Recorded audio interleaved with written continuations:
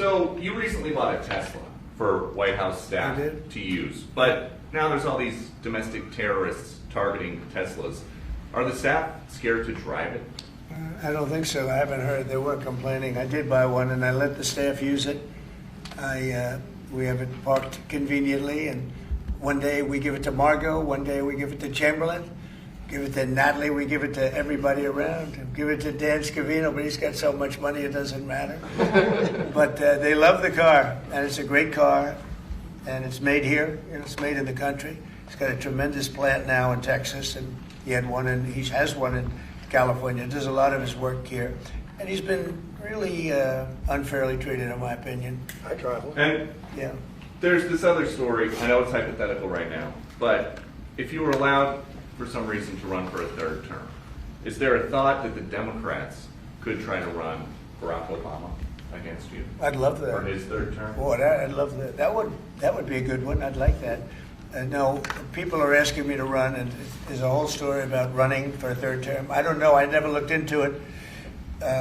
They do say there's a way you can do it, but I don't know about that. But I have not looked into it. I want to do a fantastic job. We have 4 years, just about, almost close to 4 years. Time is flying, but it's still close to 4 years, and we're getting a lot of credit for having done a great job in the first almost 100 days.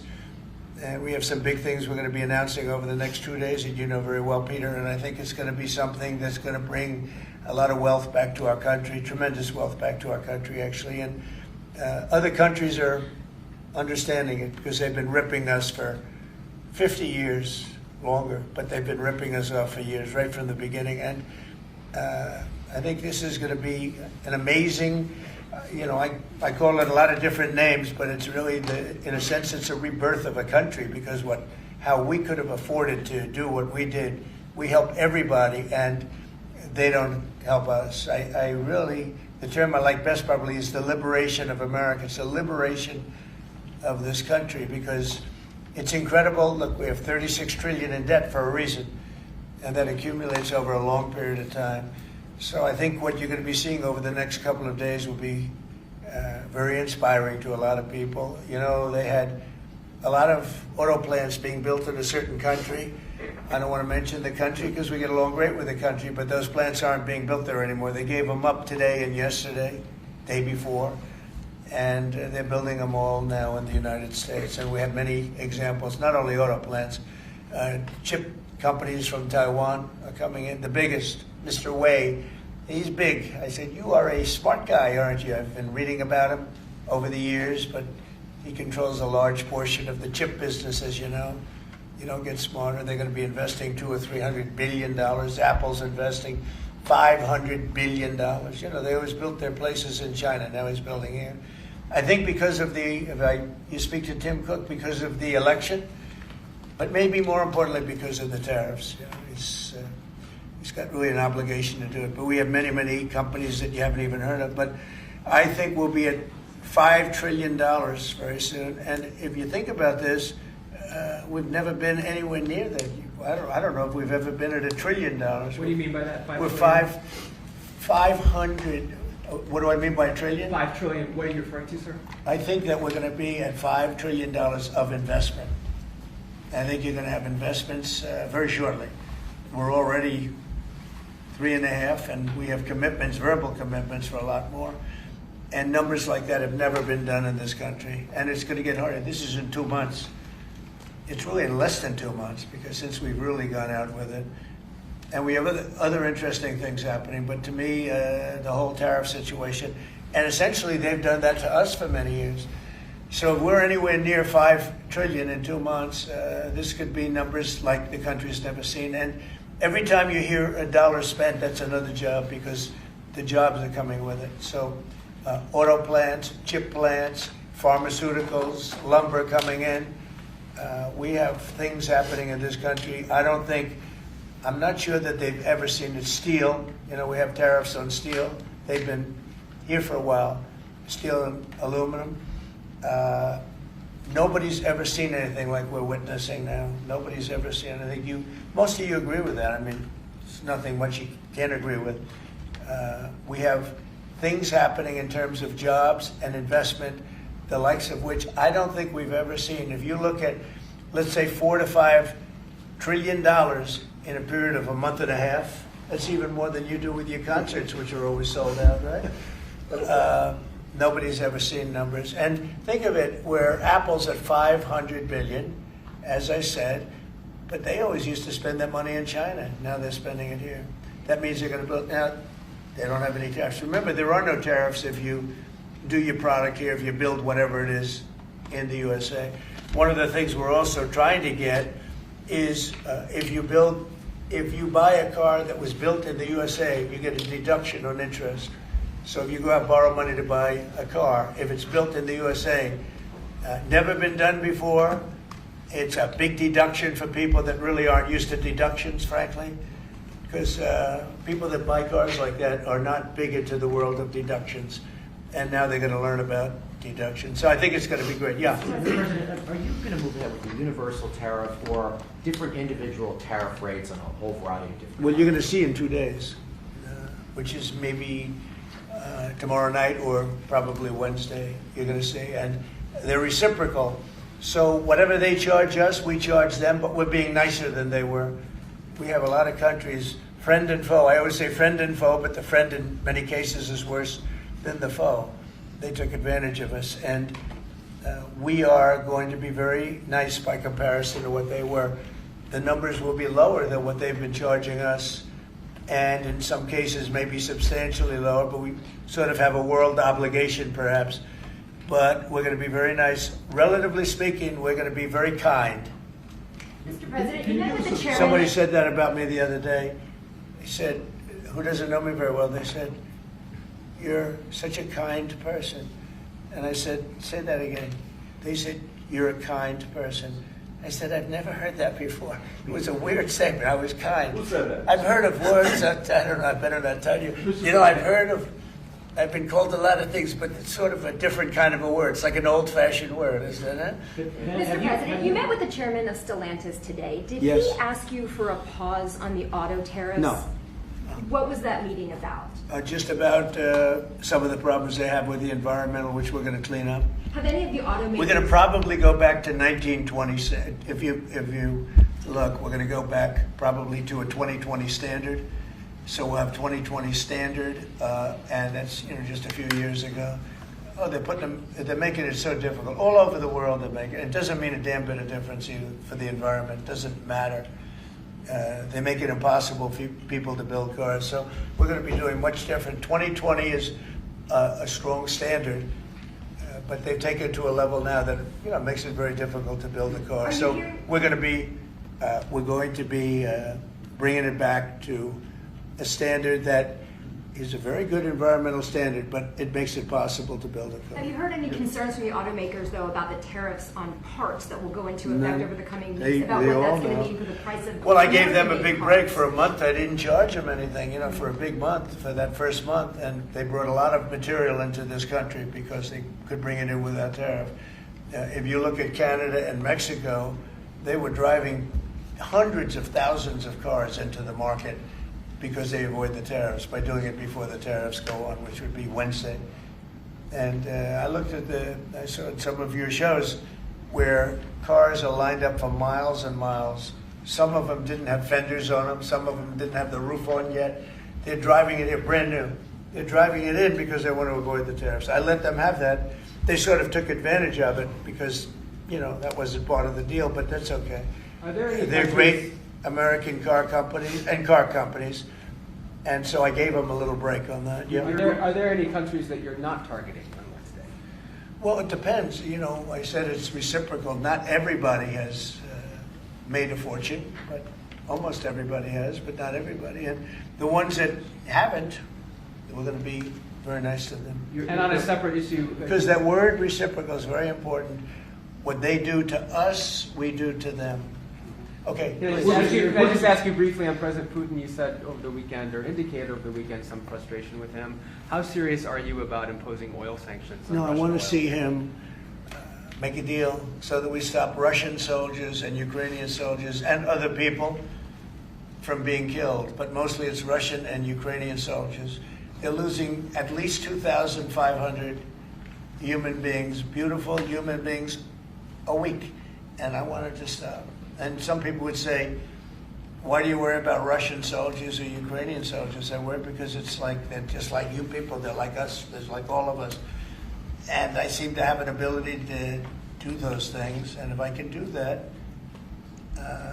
I think it's a very worthwhile thing to do. And I think we will. No, I want to make sure that he follows through, and I think he will. I don't want to go secondary tariffs on his oil, but I think, it's something I would do if I thought he wasn't doing the job. I did it with Venezuela, secondary tariffs, and you know what happened? Every boat left the harbor. Did you see that? It was a beautiful thing to see. The whole harbor emptied out. My words weren't even finished, and I have these massive ships. They're actually taking the hoses and dumping them into there. They couldn't get out of there fast enough because they know I don't play games. So I think he's going to live up to what he told me, and I think he's going to fulfill his part of the deal. Now, then you have Zelensky, and hopefully he's going to live up. I see he's trying to renegotiate the rare earth. We did something because, as you know, the Europeans get paid back the money that they gave, and we don't, because Biden is an incompetent president. And he should have asked for rare earth, or he should have asked for the loans to be guaranteed in some form. That's what Europe did.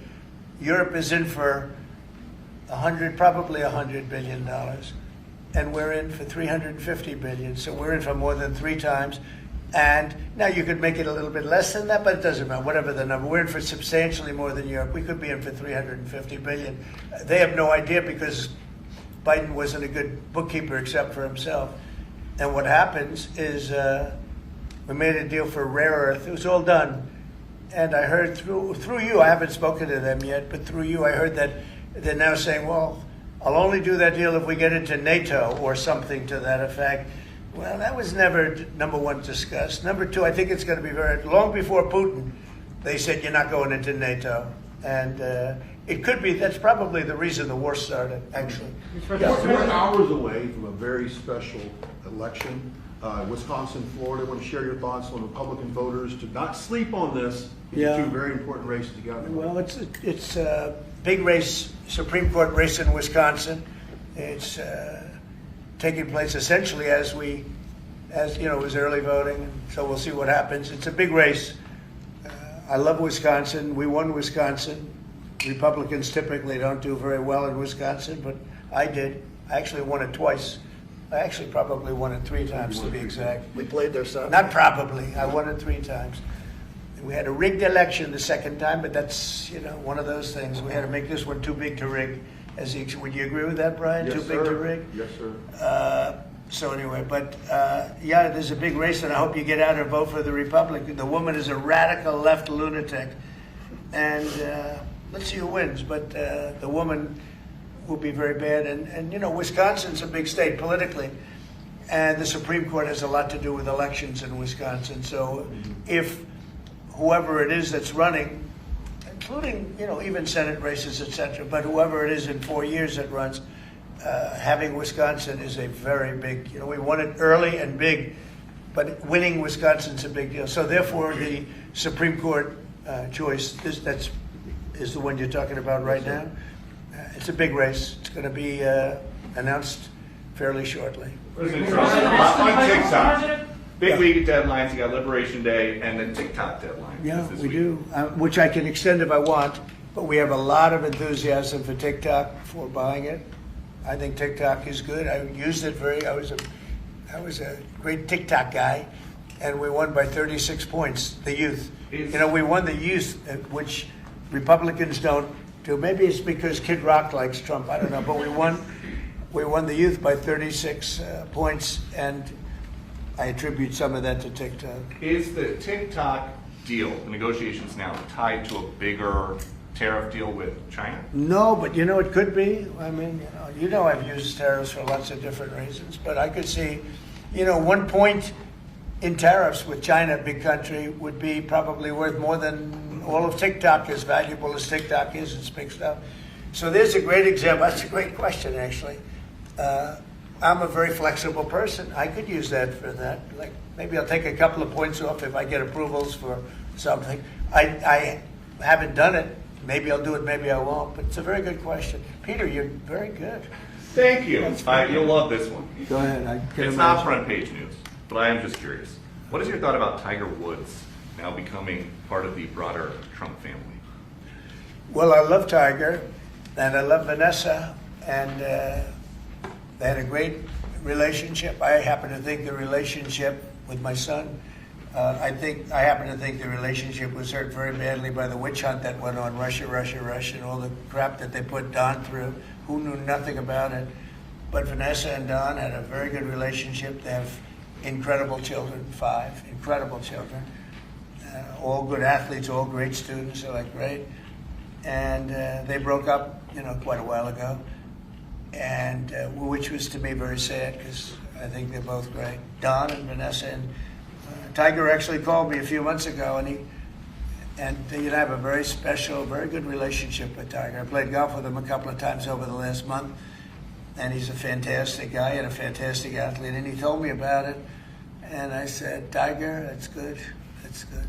I'm very happy for both. I just let them both be happy.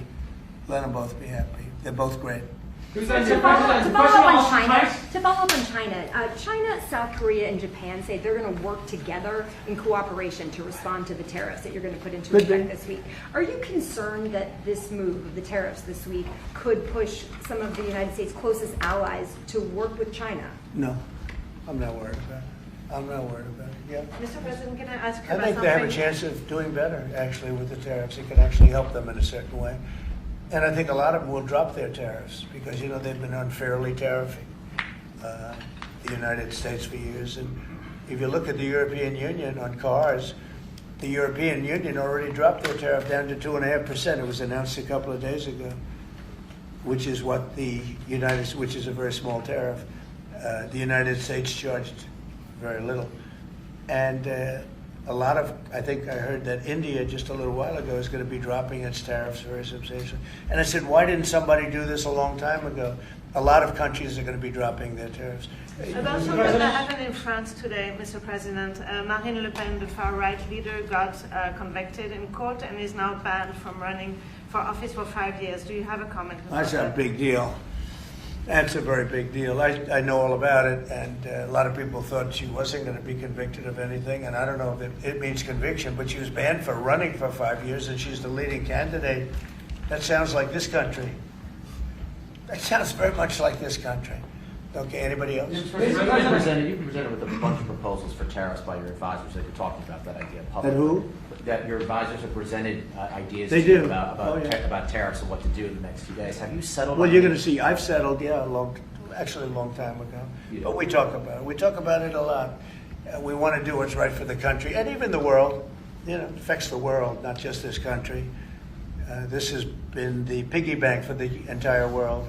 So it really does affect the world, and that's important to me also. Yeah. Yes, Mr. President, in the past you have said that you want the quick return of Austin Tice, a Marine Corps veteran and a journalist who went missing in Syria over 12 years ago. Yeah. Have efforts been made to locate Austin Tice been extended beyond Syria, including potential leads in Iran? And do you have plans to get in touch with Ms. Deborah Tice, the mother of Austin Tice, and also at the same time, organizations like Hostage Aid Worldwide have been on the ground in Syria, searching for Austin Tice for many years. Can I get your comment on the potential future plans to locate Austin Tice and to bring him home finally? So we've been looking, as you know, for Austin for years. I don't know about Biden. I don't think Biden was looking for anything, but we were, and there's been virtually no sign. You know that. There's been no sign of Austin. An incredible young guy. Be less young now. It's been a long time. It's been many, many years. The mother is fantastic. She's a very committed mother that her whole life is to find her son, who was in Syria and just disappeared off the face of the earth. So, a lot of bad things happen. But we're always, we will never, until we find out something definitive, one way or the other, we'll never stop looking for him. But we have been, and the response, it's just a lot of dead ends. He's been gone for a long time. problem is there's never been a sighting. You know, sometimes you'll have somebody you're looking for them and there's a sighting. There's never been a sighting of Austin, but we are out there and we have great respect for his family and for his mother. She's been unbelievable. Yeah, Mr. please. President, a question about... No, behind you. Oh, apologies. Yes, you've had outreach with the leaders of Russia and China. You've made an outreach to Iran. When are you going to plan to reach out to North Korea and Kim Jong-un? Anytime in the near future? Well, I do. I have a very good relationship with Kim Jong-un. Now, you people hate to hear that, but it's very important. I got along with him fantastically, as you know. It started off very rough, very nasty. Little rocket man, the whole thing was a nasty deal. And then one day we got a call that they'd like to meet. We met. We have a great relationship. And yeah, we have, there is communication, yeah. Mr. I President, think it's very important. You know, he's a big nuclear nation, and he's a very smart guy. I got to know him very well. Remember, I put my foot across the line, and then I walked across the line. I don't know if Secret Service was thrilled with that. They actually wasn't. They were not too thrilled. But I have a very good relationship with him. Yeah, we'll probably do something at some point. Yeah, please, Jeff. who's on your short list, Mr. President, to replace Elise Stefanik as U.S. Ambassador to the UN? So we have a lot of good people that want it. First of all, Elise is fantastic, and I just don't want to take chances with you guys saying, how is the election going? We have a congressional election that's a little bit close. I guess the one is in good shape, but the other one's a little bit close. But Randy Fine is a great guy. They're both good candidates. They're very good. But it's, you know, a little bit, we want to be careful. And Elise is very popular in her district, and so am I. We won by a lot of points, and so did she. And there's a lot of people that wanted to run for it, but we have no idea are they going to win. I think it's just security. And I said, Elise, what about going back? Because they love you there, and she's going to take a big leadership position with Mike Johnson and the group, the speaker.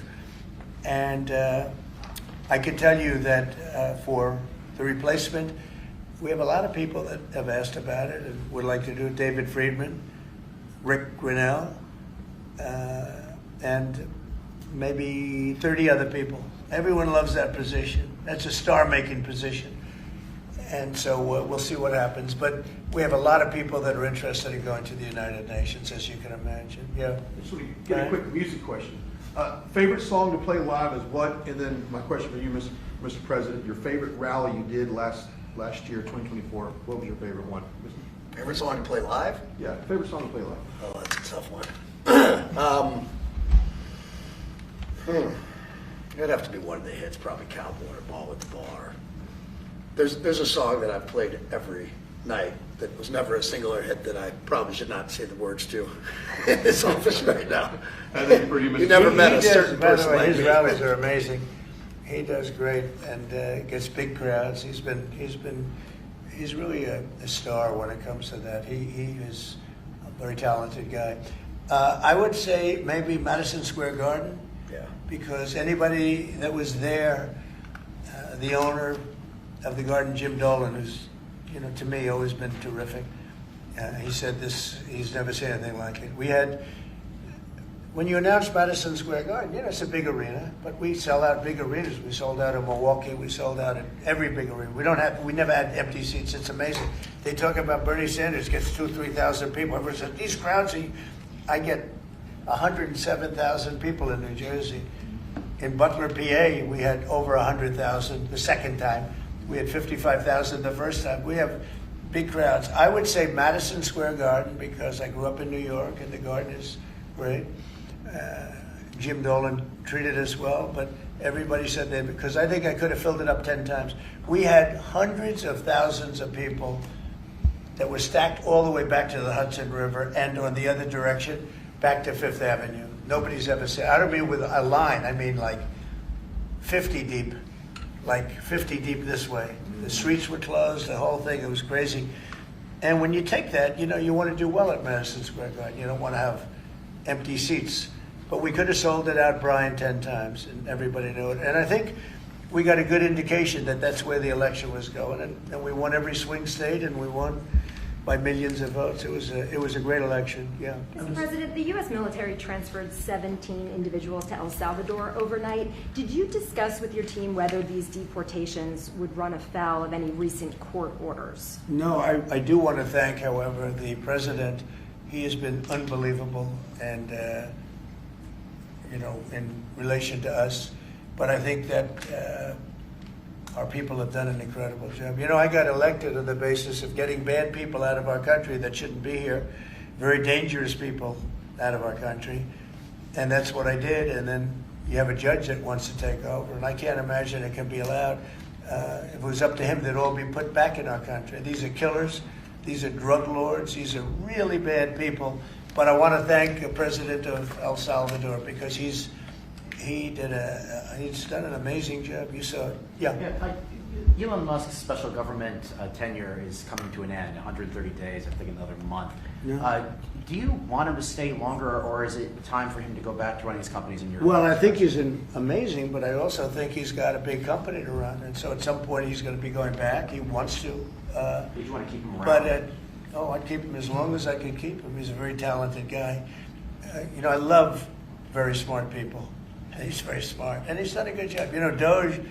Doge has, we found numbers that nobody can even believe, like 400 billion, 500 billion. It could be close to $1 trillion by the time they end on different things. And he's led the charge, and you've seen a lot of his people. And these are people that joined up. I always say they're high IQ people. I like high IQ people. And they've done a great job. No, at some point, Elon's going to want to go back to his company. I will say he's got, despite the way he's been treated, so he's an American patriot, but the way he's been treated with Tesla is just terrible. It's just terrible. Once he goes In fact, back, you have a Tesla, and you love it. You love it. He was saying before he bought a Tesla, he loved it. A lot of people are buying Teslas, I think, and I hope they are. He should not be treated that way. He's done an incredible service to our country. Well, once he goes back, is Doge going to keep operating even without Elon here? Well, I can't tell you that. I can say this, that a lot of the people that are working with Doge are the secretaries, the heads of the various agencies, and they've learned a lot, and they're dealing with the Doge people. I think some of them may try and keep the Doge people with them, but, at a certain point, I think it will end. But they have also gotten a big education, and they're doing a really good job. There'll be a point at which the secretaries will be able to do this work and do it very, as we say, with the scalpel. And that's what we want. Yeah, Jeff? Mr. President, have you had any updates on the U.S. soldiers missing in Lithuania? I have. Can you give us an update? So 3 are no longer with us, and 1 is unfortunately probably in the same category, but they haven't declared that yet. It was a very heavy truck, like a toy, but really heavy. That lifted the heaviest equipment, and it would seem that the bank of the lake collapsed. The weight is so big, and it was at night, and it was very cold weather, and ice, a lot of ice, and it's possibly slipped. And the weight is so enormous of this thing. It's a massively heavy vehicle, and if they slipped a little bit, that's probably what happened, and it flipped. And 3 are gone, and 1 is missing. On a separate topic, follow up on immigration. Did you see the video of the Tufts University student who was taken off the street by ICE agents last week in hoodies and masks? There's been a lot of criticism of that. Are you comfortable with how that was handled? Well, I haven't really looked at it in any detail, but I will. I have seen it quickly, but not. I wouldn't want to comment on it. Yeah, please. Yeah, Mr. President, would you be able to confirm recent reporting that you are making plans to go to Saudi Arabia next month? And if so, why is Saudi Arabia so important? So, I have a very good relationship with the Middle East. In fact, if you look at Michigan, I won the vote by a lot. People were a little surprised. And I have a very good relationship with Mohammed and the king. His son is Mohammed, he's great. Crown Prince, actually he's Prime Minister too. He's got a lot of good titles, but he's great, and the king has been wonderful. And if you remember, last time I went to Saudi Arabia, I put him first on the list because they agreed to buy $450 billion worth of American goods military and otherwise. And they did, and it was an unbelievable day. It was in this gorgeous ballroom, and companies were there from many, probably 100 companies, and they were given anywhere from 40 or 50 million dollars to less, and more actually. Okay, some of them were given numbers that were just many times that amount. I think we had a couple of $20 billion deals and big stuff. And it's a very rich country because of oil. And we are a very rich country ultimately when we straighten it out because of oil. Oil is always good. And I agreed to do it again, and they've agreed to spend close to $1 trillion of money in our American companies, which to me means jobs. So they're going to spend hundreds of billions of dollars giving them to American companies that are going to be making equipment for Saudi Arabia and other places in the Middle East. And for that, I think it's worth it. I did it last time, $450 billion, and the press was there. It was one of the most unique days I've ever seen, where companies would get up and you're getting $20 billion. They named the company, and the chairmen were all there, every chairman and top person in the company. You remember that, Peter? I don't know if you were there. You might be too young for that. I was on the Democratic campaign trail at the Oh, time, that so I was missed boring. This was a much better deal. But it was amazing, actually. It was an amazing day. We sold and we partook in $450 billion worth of investment into American companies. And they announced the company, the amount of money, $1 billion, $5 billion, $25 billion. And the chairman of the company, many of whom, well-known figures, prestigious figures, great business leaders, they went up, they shook the hand of somebody, and they would sit down, and we just had a big investment made. So it was a record. Nobody ever beat it before. $450 billion worth of jobs. I view it as jobs more than anything else. And now we're close to $1 trillion, so it's more than double the number that we did when I first came to office. And this trip takes place next month. It could be next month, maybe a little bit later, yeah. And we're going to Qatar also. And also we're going to possibly a couple of other countries. UAE is very important. It's a great leader in UAE. And I had his brother here the other night, if you saw that. We had a wonderful guy, a wonderful family. So we'll probably stop at UAE and Qatar, and as I used to call it, Qatar. Nobody's ever told me right or wrong. I always like to say Qatar, but it's Qatar. They like to say Qatar. And Saudi Arabia, the three of them, and then we'll go other places also. But in the Middle East, those seem to be the three. And again, tremendous amounts of jobs will be created in those 2 or 3 days. We won the state of Michigan. We won almost all of them. But we won Michigan by a lot, and I want to just thank you all. The auto workers were fantastic. The Teamsters were fantastic. Everyone was pretty good, I will tell you. Thank you very much. I appreciate it. You're going to be very happy very soon, and you probably see what's happening with all of the, not only car companies, but car companies in particular. You see it with all of the ones they're moving, they're announcing day in, day out. You're seeing it. Nobody's ever seen anything like that. With today's actions, we're also standing up for our great farmers and ranchers who are brutalized by nations all over the world. It's brutalized. Canada, by the way, imposes a 250 to 300% tariff on many of our dairy products. They do the first can of milk. They do the first little carton of milk at a very low price, but after that it gets bad, and then it gets up to 275, 300%. So when they're figuring what's Canada charging, they say, oh, about 2%, 3%. But take a look at what happens down the road. When you look a little bit, it's not a pretty picture, and we don't like it, and it's not fair. It's not fair to our farmers. It's not fair to our country. And with countries like Canada, we subsidize a lot of countries and keep them going and keep them in business. In the case of Mexico, it's $300 billion a year. In the case of Canada, it's close to $200 billion a year.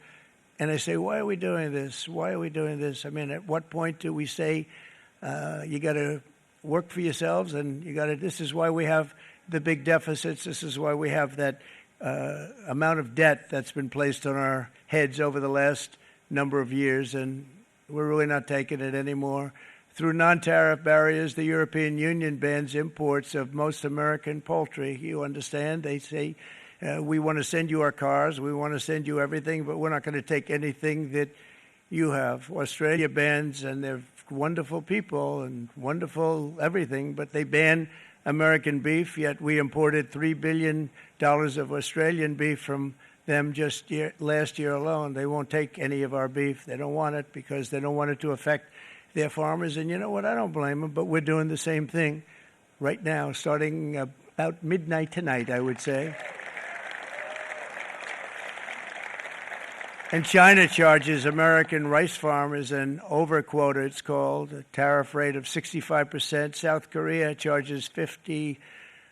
Actually, they charge different, from 50% to 513%. And Japan, our friend, charges us 700%. But that's because they don't want us selling rice and other things. Who can blame them, Madam Secretary? Agriculture, great job you did on eggs, by the way. The egg prices came down 50%. You got them down 50%. Once we got involved, they were going through the sky. The egg prices, they were going through the sky, and you did a fantastic job. Now we have lots of eggs, and they're much cheaper, down about 59% now, and they're going down further.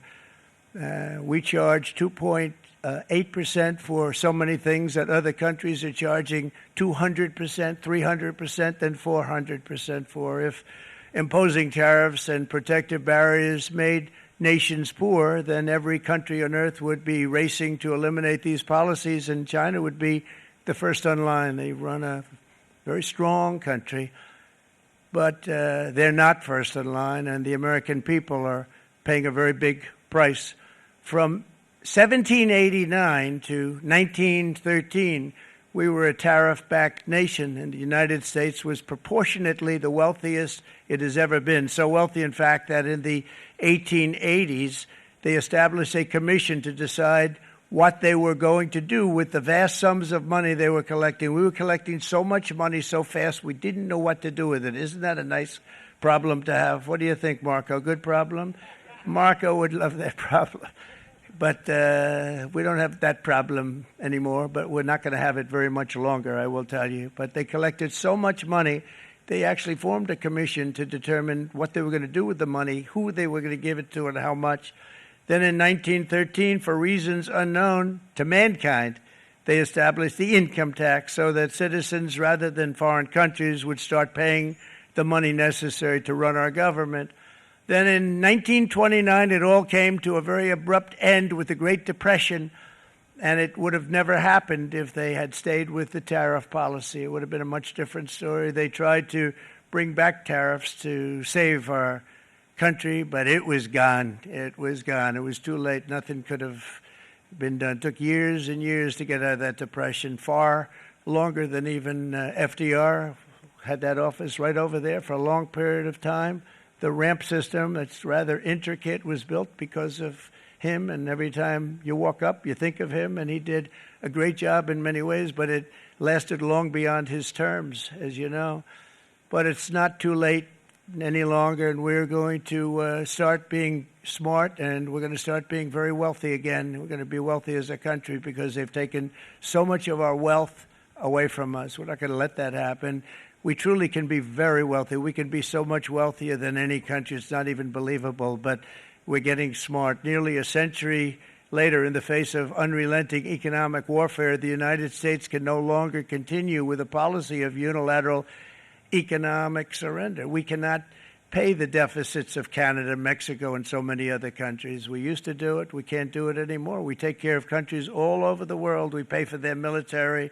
We pay for everything they have to pay, and then when you want to cut back a little bit, they get upset that you're not taking care of them any longer. But we have to take care of our people, and we're going to take care of our people first, and I'm sorry to say that.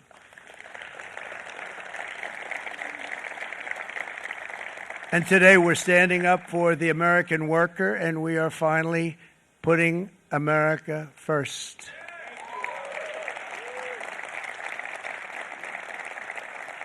In Sleepy Joe Biden's last year in office, the United States hemorrhaged 100,000 manufacturing jobs, and the number was going through the roof at levels never seen before. And our trade deficit reached a record $1.2 trillion, which is unheard of. Since the beginning of NAFTA, the worst trade deal ever made. It was a horror show. I was able to terminate it. They all said you'd never be able to get it out. We had to get approval from Congress to get it terminated. We had to live with that deal. It was the worst trade deal ever made by far. But since the very beginning of NAFTA, our country lost 90,000 factories. Think of what that is, 90,000. Think about putting a map up and putting tax on it. You wouldn't have enough room. 90,000. I said, is that possible? We had it checked 4 different times, and it was actually somewhat higher than that. And 5 million manufacturing jobs were lost while racking up trade deficits of $19 trillion. That was the worst trade deal ever made. As a result of these gigantic losses, foreign nations now own $26 trillion more of American assets than think of this, than the Americans own of their own foreign assets or other foreign assets. The United States can no longer produce enough antibiotics to treat our sick. We have a tremendous problem. We have to go to foreign countries to treat our sick. If anything ever happened from a war standpoint, we wouldn't be able to do it. We import virtually all of our computers, phones, televisions, and electronics. We used to dominate the field, and now we import it all from different countries. A single shipyard in China now produces more ships every year than all of the American shipyards combined. Think of that. And it was a business that we used to dominate. We used to dominate it totally. In short, chronic trade deficits are no longer merely an economic problem. They're a national emergency that threatens our security and our very way of life. It's a very great threat to our country. And for these reasons, starting tomorrow, the United States will implement reciprocal tariffs on other nations. It's been a long time since we even thought of that. We used to think about it a lot. We didn't think about it for many decades, and you see what's happened. For nations that treat us badly, we will calculate the combined rate of all their tariffs, non-monetary barriers, and other forms of cheating. And because we are being very kind, we're kind people, very kind. You're not so kind when you got ripped off with your salaries. My auto worker friends and my Teamster friends and all of the unions that typically voted Democrat, they're not voting Democrat anymore because worker, whether union or non-worker, they're for the Republicans now. That's what happened. But we will charge them approximately half of what they are and have been charging us. So the tariffs will be not a full reciprocal. I could have done that, yes, but it would have been tough for a lot of countries. We didn't want to do that. I'd like to see the chart if you have it. Could you bring it up, Howard? This is our great Secretary of Commerce, Howard Lutnick. Thanks, Howard.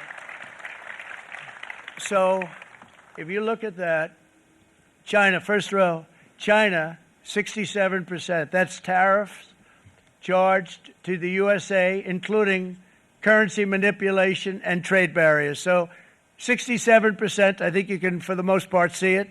Those with good eyes, with bad eyes. We didn't want to bring, it's very windy out here, we didn't want to bring out the big charts because it had no chance of standing. Fortunately, we came armed with a little smaller chart. So it's 67%, so we're going to be charging a discounted reciprocal tariff of 34%. I think, in other words, they charge us, we charge them less, so how can anybody be upset? They will be because we never charge anybody anything, but now we're going to charge. European Union, they're very tough, very, very tough traders. You think of European Union, very friendly. They rip us off. It's so sad to see. It's so pathetic. 39%, we're going to charge them 20%, so we're charging them essentially half. Vietnam, great negotiators, great people. They like me, I like them. The problem is they charge us 90%. We're going to charge them 46% tariff. Taiwan, where they took all of our computer chips and semiconductors. We used to be the king, right? We were everything. We had all of it. Now we have almost none of it, except the biggest company is coming in. We're going to end up with almost 40%. Lee Zeldin's working to get their approvals. And it's an amazing company. Mr. Wei, of one of the great companies of the world, actually. They're coming in from Taiwan, and they're going to build one of the biggest plants in the world, maybe the biggest for that. But 64%, we're going to charge them 32%. Japan, very, very tough.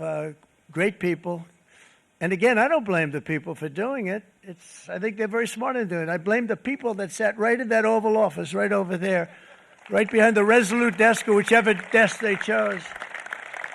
Japan, 46%. They would charge us 46%, and much higher for certain items like cars, little items like cars. 46%, we're charging them 24%. India, very, very tough, very, very tough. The Prime Minister just left, and he's a great friend of mine, but I said, you're a friend of mine, but you're not treating us right. They charge us 52%. You have to understand, we charge them almost nothing for years and years and decades, and it was only 7 years ago when I came in, we started with China and charged them. We took in hundreds of billions of dollars from China in tariffs, and they understood, honestly. President Xi understood. He said, look, I understand, and the other countries, and they all understand. We're going to have to go through a little tough love, maybe, but they all understand. They're ripping us off, and they understood it. Prime Minister of Japan, Shinzo Abe. He was a fantastic man. He was unfortunately taken from us, assassination. But I went to him and I said, Shinzo, we have to do something. Trade is not fair. And he said, I know that. And he was a great gentleman. He was a fantastic man, but he understood immediately what I was talking about. I said, Shinzo, we have to do something. He said, I know that. And we worked out a deal, and it would have been a much better deal, but frankly, there were many years left in the deal that was made previous to my getting there, but it was something. If you look at Switzerland, 61% to 31%. Indonesia, Malaysia, Cambodia. Oh, look at Cambodia, 97%. We're going to bring it down to 49%. They made a fortune with the United States of America. United Kingdom, 10%, and we'll go 10%. So we'll do the same thing. South Africa, 60%, 30%, and they've got some bad things going on in South Africa. We're paying them billions of dollars, and we cut the funding because a lot of bad things are happening in South Africa. The fake news ought to be looking at it. They don't want to report it. Brazil, 10%. Bangladesh is 74%. So you see what's going on. Pakistan, 58%. Sri Lanka, 88%. So what we're doing is we're taking not the full, we could take the full 88%. Thanks a lot. He's doing a very good job. How's he doing, all right? I think you better take it with you. It's not going to last very long. He's going to put it, it's going to follow you down with the wind. I brought a hat just in case it got too windy, but here, would anybody like a hat? I'm not giving it to a cabinet. I'm giving it to the auto workers. Come here.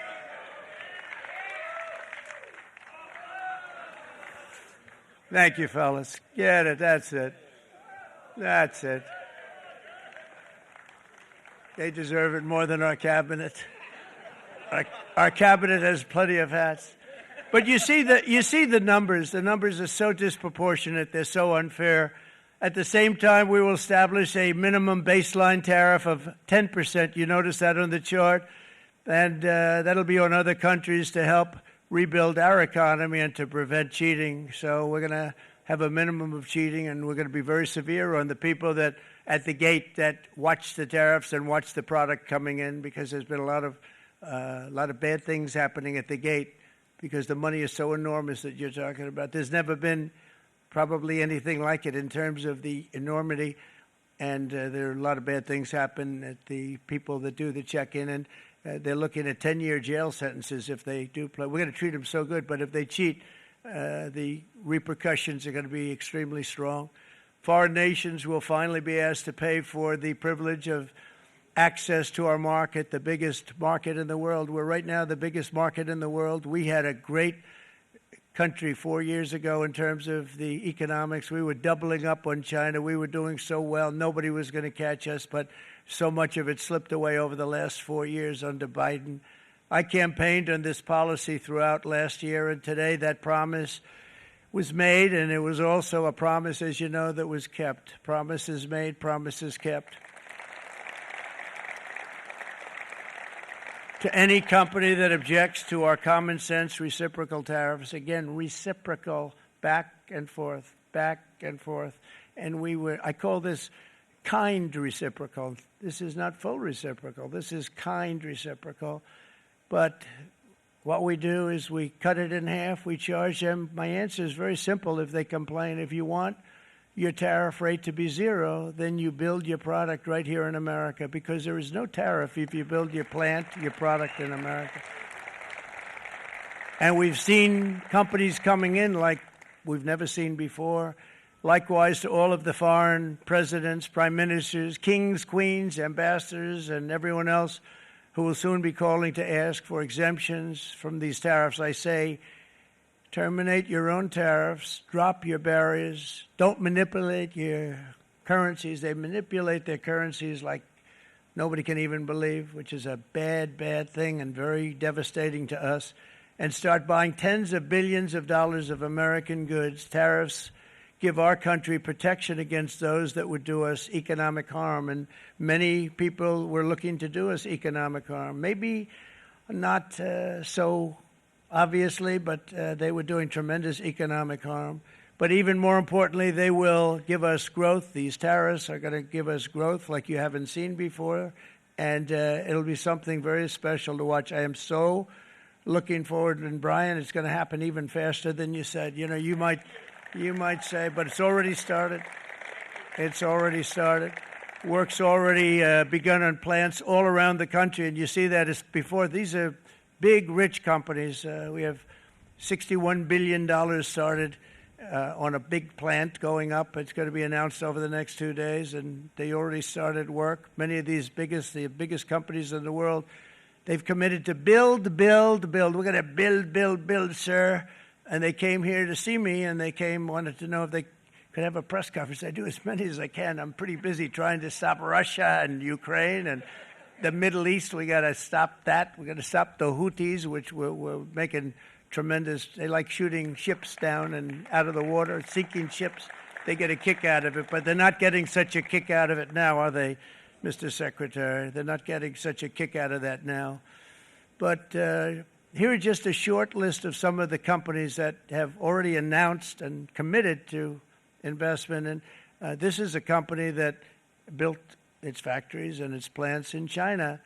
Apple is going to spend $500 billion. They never spent money like that here. They're going to build their plants here. SoftBank, OpenAI, and Oracle, great companies, are investing $500 billion almost immediately.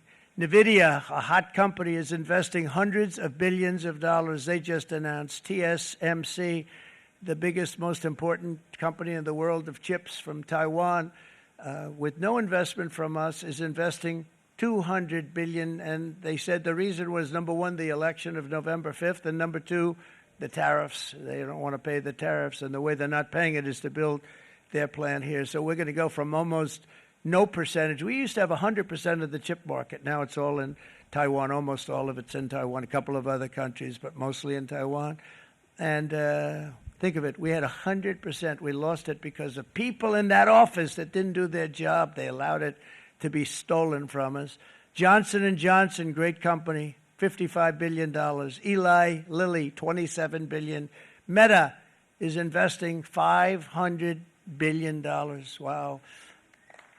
DeMac is investing $20 billion. CMA, CGM, $20 billion. And then you have Merck and Clarios, Stellantis, General Motors, GE Aerospace, Honda, Nissan, Hyundai are all putting in billions and billions of dollars, and they're committed 100%. So.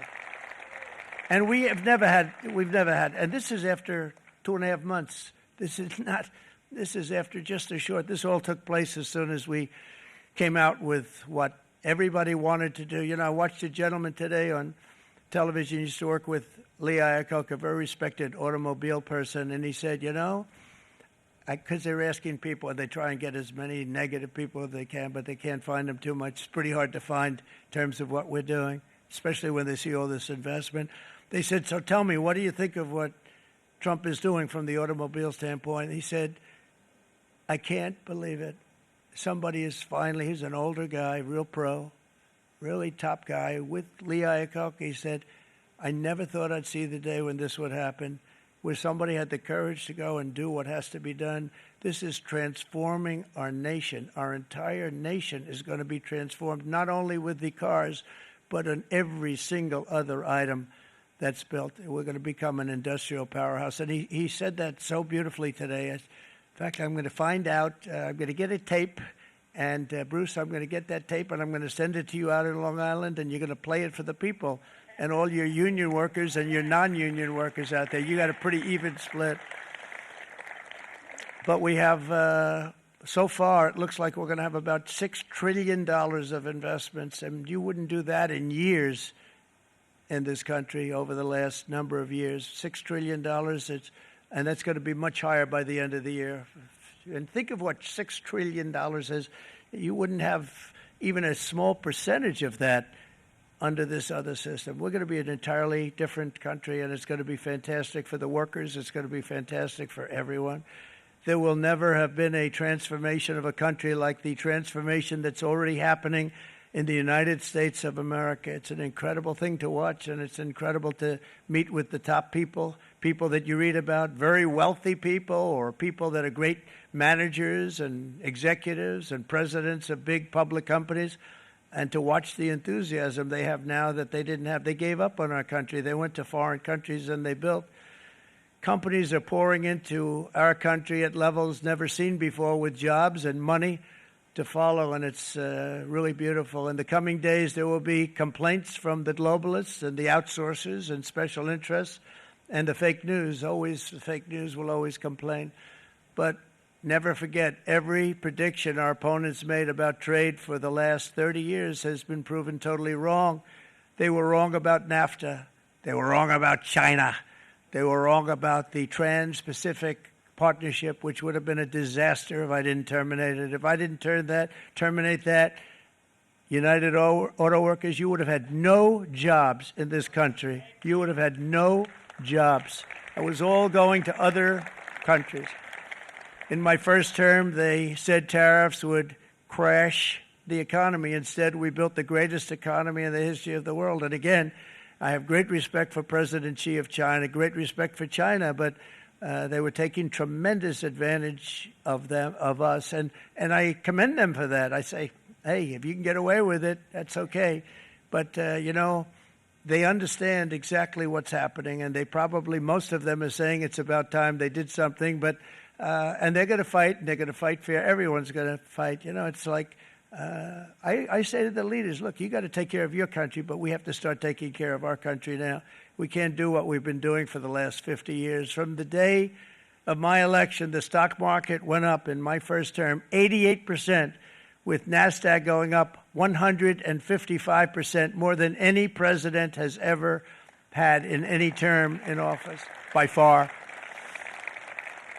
And I think we're going to blow that away. And maybe the numbers won't show, but I think they're going to show much better than even those numbers. But what you're going to see is you're going to see activity, that empty, dead sites, factories that are falling down.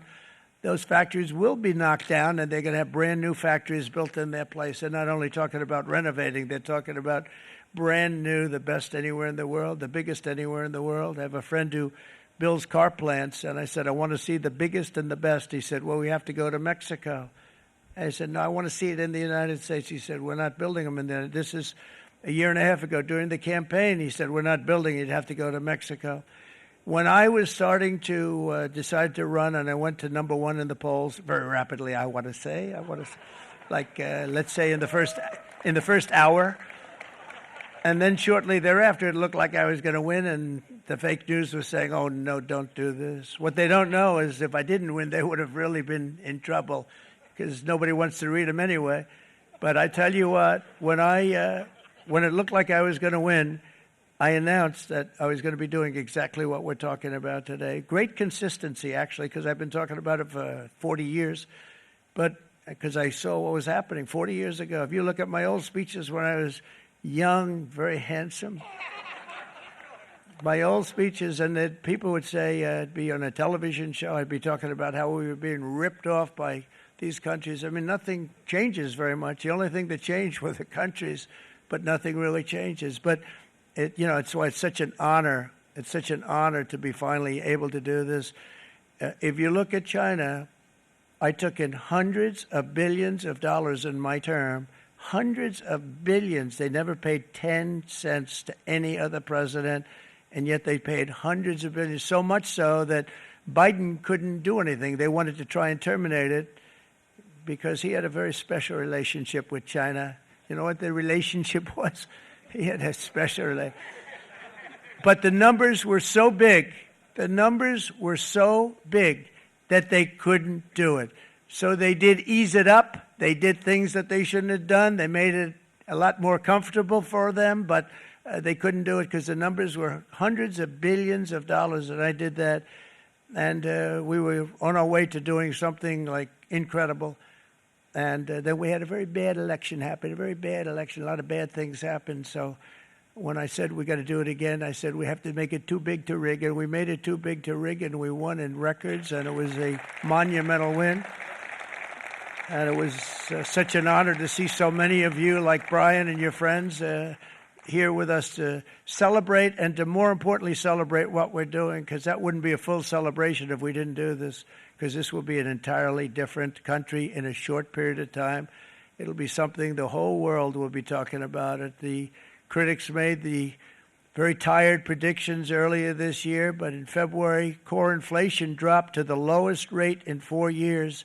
And the price of eggs, as you know, just in a month and a half, we were there for 4 weeks. And the first week, I got blamed for eggs. I said, I just got here. They said eggs have gone up at like 250%, and you can't get eggs. And they were going crazy. And I said, I just got here.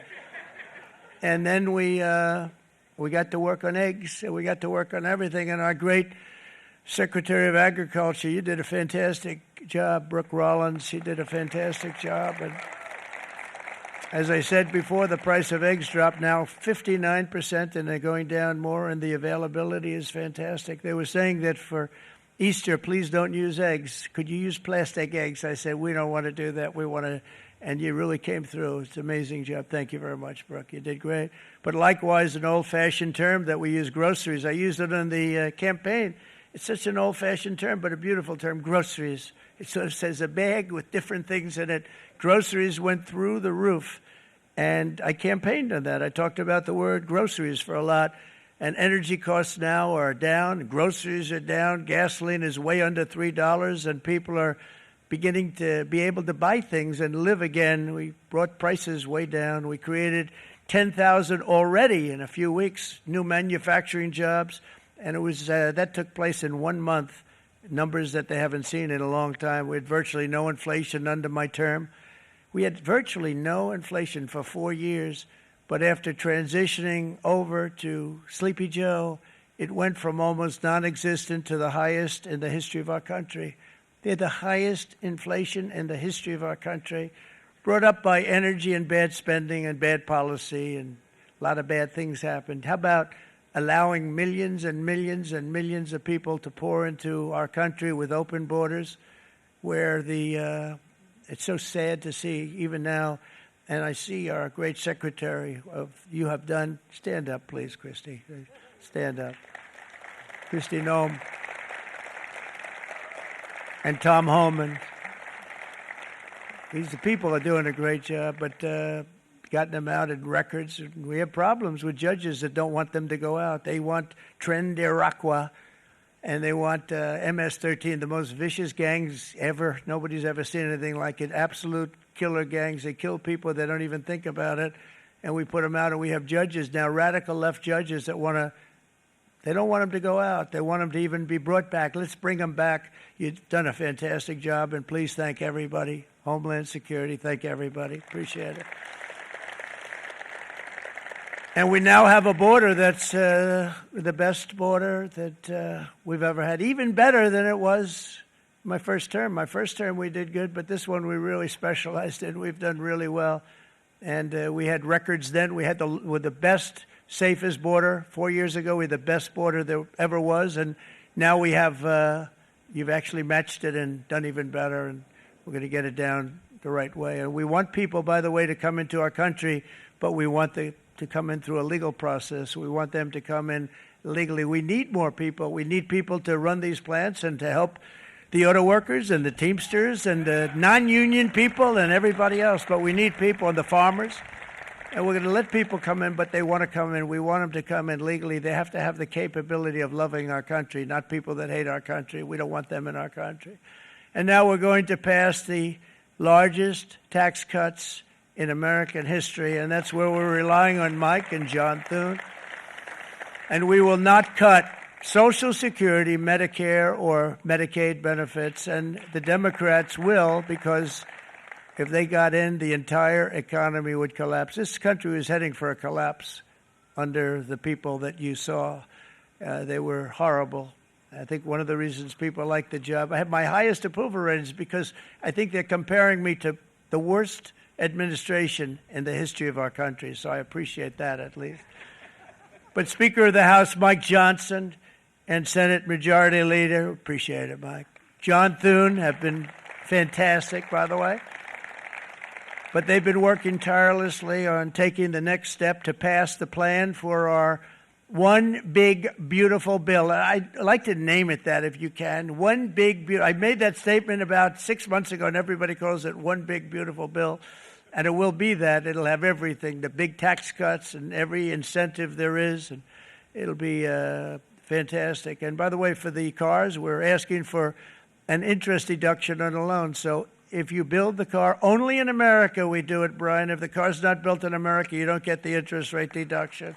But if you build the car in America, if you buy a car, if it's built in America, then you get an interest rate deduction, tax deduction, and that's a big thing. That's going to be a big thing. I think that's going to pay for itself very quickly, that deduction. Never happened. We've never had anything like that before. Somebody said, where do you get the idea? Because it's so basic. You would think that would have happened a long time ago. It never did, and I'm very happy it didn't because now I can say that was my idea. But we're going to get us closer to the debt extension. We have to get the debt extension passed, and I know you're going to be able to do that, Mike, and it's very important that you do that. And all of the other things that the Senate budget plan gives us, along with working, because I know they're working together, John and Mike, and the two bills are going very well together. We need to get our shared priorities done, including certain permanent tax cuts. We want the tax cuts to be permanent, spending cuts, energy and historic investments in defense, border, and so much more. We're covering everything. These will be phenomenal. There'll be no bill like this going to straighten. One bill is going to straighten out our country for many, many years to come. And we said, let's just do it and let's get it done. And some guys will love it and some guys will like it a little bit less because they're not getting what they were exactly looking for, but they're getting a lot. They'll never, if we get this done, it'll be the most incredible bill ever passed in the history of our Congress and Senate and congressmen, the senators and the congressmen, many of whom are here today, will be very proud of themselves. I really believe that. It's going to set us on a whole new prosperous path. We're going to cut spending and right-size the budget back to where it should be. We're going to do that very strongly. Thank you, Rick. Thank you. John, thank you. Oh, look at all of our senators over there. Oh, boy. That's a nice group of people. But I won't like them so much if they don't get this bill done. That's a great group. And Congressman, thank you very much. I appreciate it. Tremendous people. The Senate plan has my complete and total support, and the House plan likewise is very similar. They're moving along pretty much at the same clip, and as soon as you're ready, you'll show it to me, and I'm sure it'll have my support, Mike. Every Republican congressman and senator must unify. We have to unify. We can't be separated. We have to get it done. We have to get absolutely everything we can, and we have to take care of the American people. That's the only thing that matters. We have to take care of the American people first. We need to pass this bill immediately, get it done, including debt extension. From this day on, we're not going to let anyone tell us that American workers and families cannot have the future that they deserve. We're going to produce the cars and ships, chips, airplanes, minerals, and medicines that we need right here in America. The pharmaceutical companies are going to become roaring back. They're coming roaring back. They're all coming back to our country, because if they don't, they got a big tax to pay. And if they do, I'll be very happy, and you're going to be very happy, and you're going to be very safe. We're going to build our future with American hands, with American heart, American steel, and we're going to build it with American pride like we used to. We're approaching our 100th day as president and have been given credit by a lot of people, actually, even some of the fake news. Can you believe it? Which in this case hopefully isn't fake, for having done more in that time than any other administration in the history of our country in the first 100 days. I think we've had an amazing, in terms of what we've done, what we've gotten accomplished. I'd like to see if we can get that war ended and another war from not starting in the Middle East. We have to get Russia. They're losing 2,000 on average, 2,500 people a day, young people, soldiers, Russian. Think of that, 2,500 through some days, but on average, probably over about a 1 week period, it's 2,712, they say. They're losing those soldiers. They're dying. They're being decimated. And they're not from our country, but they're from other countries. But they're human beings. They're from Russia. They're from Ukraine in this period, most of them.